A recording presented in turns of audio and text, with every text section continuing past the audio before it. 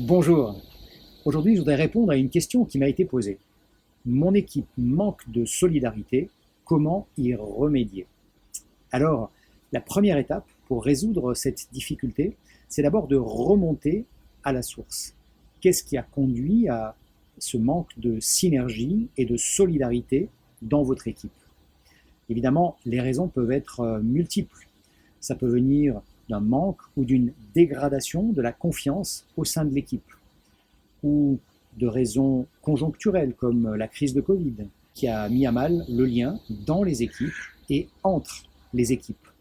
Ça peut venir aussi de la croissance de l'entreprise qui a peut-être nécessité de renforcer la structure. Or, avec le temps, quand on n'y prend pas garde, la structure continue de se développer jusqu'à devenir un frein à l'agilité et à l'esprit d'équipe qui prévalait au début de l'aventure.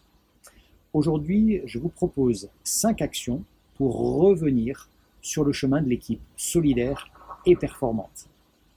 Première action, redonner du sens et partager avec votre équipe une vision claire et qui tire les enseignements de la crise que nous vivons depuis 1 an et demi.